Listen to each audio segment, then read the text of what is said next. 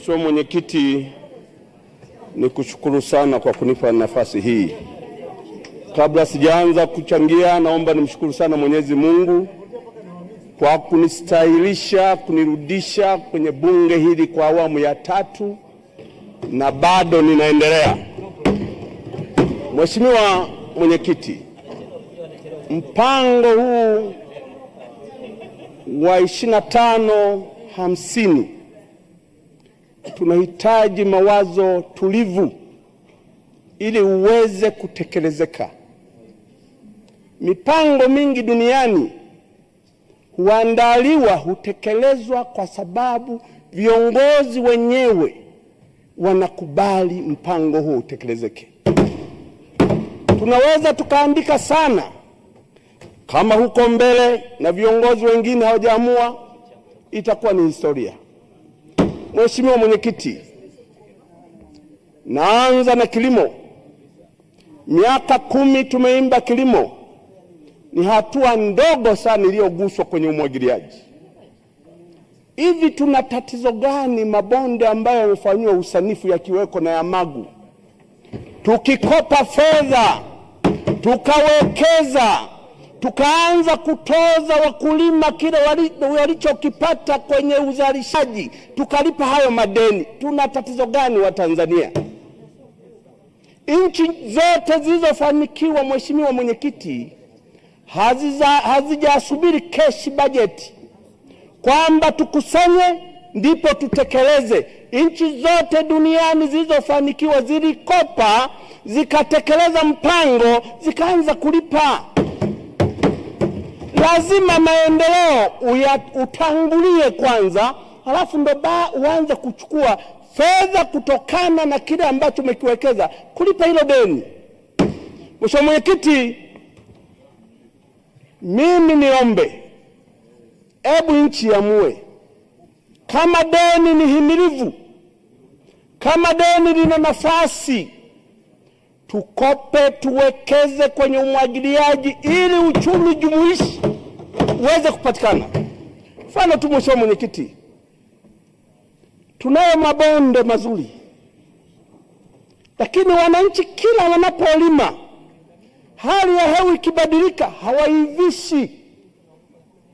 Anatupa gharama ya mbegu, anatupa gharama ya vibarua, lakini anaambulia hewa. Atafika kwenye kipato cha dola milioni 7 lini? Kwa Mheshimiwa Mwenyekiti, kama bunge lazima tuamue na tuweke maazimio kwenye mpango huu ili tupime vizuri mpango huu, kwa sababu tukikusanya mapato yetu ya ndani kufikia malengo hatutafika. Profesa Kitila Mkumbo, andikeni hingo huu kwa kukubali kukopa tuweke. La pili, mbegu. Nchi zote duniani zina mbegu zake. Mbegu hizi ambazo tulizonazo lazima tuzitazame, zinatupeleka? Je, zinavumilia magonjwa? Mfano tu, mbegu ya pamba leo imelimwa miaka 12. Mwananchi anapulizia zaidi ya mara 15 na mapato hayapati. Enda kulima pamba ambayo kwa heka anapata kilo 200, hazalishi kwa tija. Tutafikiaje lengo la kuzalisha kilo milioni 1 bila kuwekeza kwenye mbegu? Turudi maabara, sayansi ifanye kazi ili tuweze kuwasaidia Watanzania. Nimewasikiliza wabunge wengi wamechangia kwenye swala hilo la mbegu na namna ya kuwekeza viwanda vya nguo. Niombe Mheshimiwa Mwenyekiti, Baba Levo amezungumza hapa, sisi Tanzania kama hatutazuia kuingiza mali iliyokamilika kutoka nje, hatuwezi kuwaondoa Tanzania kwenye umaskini. Mazao ya kimkakati ambayo mojawapo amegusa la mchikichi, ukiwa unatoka Kongo kupita Rwanda kuja Burundi, Burundi imepiga hatua kwa zao la mchikichi. Burundi inakwenda kutuacha sasa hivi. Leo tunaagiza mafuta yote kutoka nje. Unafikiri Mlima Alizeti ambako naibu spika anatoka kule Babati atauza alizeti kwa bei ya juu? Unafikiri Mlima Pamba atauza pamba yake kwa bei ya juu? Kwa sababu mbegu zake hizo zina mafuta ya kutosha. Sasa Mheshimiwa Mwenyekiti, hebu tuweke miaka 5. Tumwambie Mo, ndani ya miaka 5 hutaagiza mafuta. Tumwambie Bakeresa, ndani ya miaka 5 hutaagiza ngano. Ngano yote ilimu hapa ili iweze kupunguza pesa za kigeni kwenda nje. Mheshimiwa Mwenyekiti. Taarifa Mheshimiwa Msukuma. Napenda kumpa taarifa mzungumzaji. Anayemzungumza anaitwa Bakeresa, sio Bakeresa. Mheshimiwa Kiswaga, umepokea hiyo taarifa? Majina anaweza kuwa hayo mengine ya Kigiriki, mengine ya Kisukuma, ni hayo majina. Napokea. Mheshimiwa Mwenyekiti, nchi ambayo imejitawala miaka 60. Bakeresa, sawa. Miaka 60 nchi imejitawala. Lazima tuweke muda.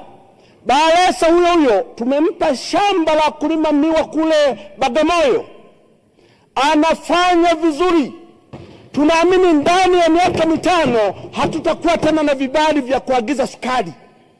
Bakeresa huyo tukimpa kulima ngano kule Njombe au Arusha, hataagiza ngano.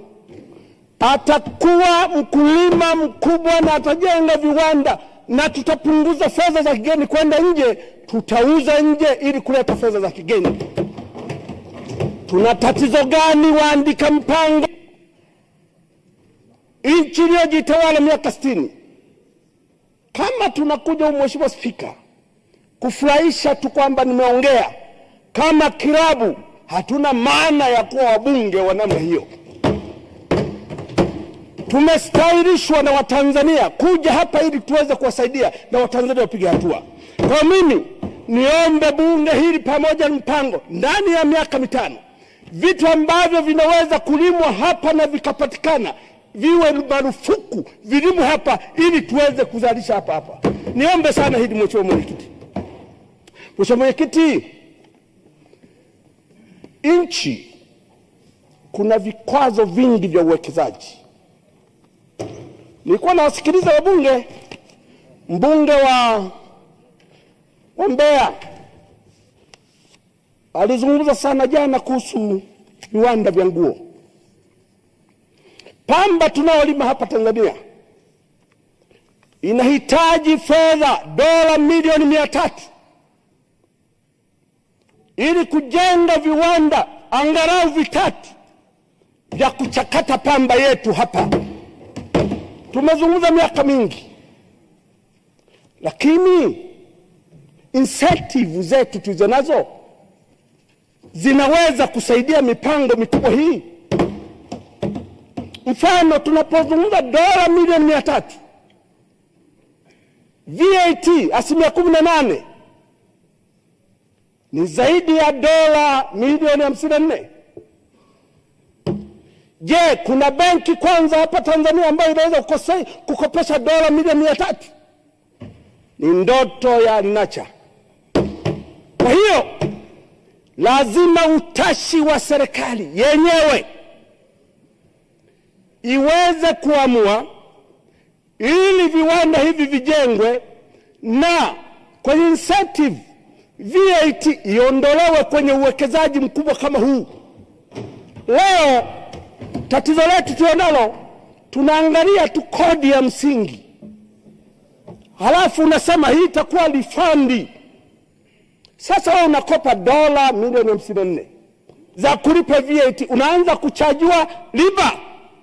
Halafu refund yake hata ikija unapewa ile. Ni sawa sawa? Kwa sababu hizo dola ninazozungumza za VAT ni uwekezaji mwingine wa kiwanda kingine. Mbona hamtuelewi? Tuko kwenye industry hii sisi.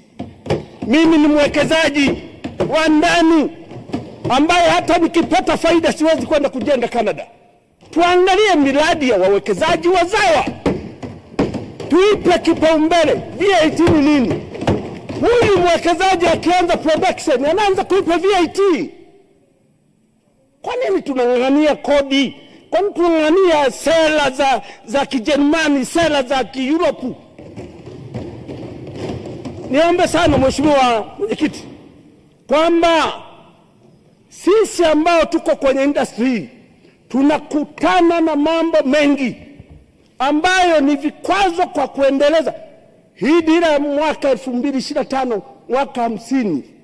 Kama hatutaondoa vikwazo tukaweka vitu chochezi vya uwekezaji, tutaimba watakuja na wengine. Nchi hii ni yetu. Tungepata historia tuliyoko hapa kwamba tumebadilisha sera na sheria zikaendana na dira hii. Asante. Hapa tutafanya nini? Naunga mkono Mheshimiwa Mwenyekiti, lakini asikilizwe. Hatuna sababu ya kuwa bunge kama tusikilizwe. Asante sana. Asante sana Mheshimiwa Kiswaga.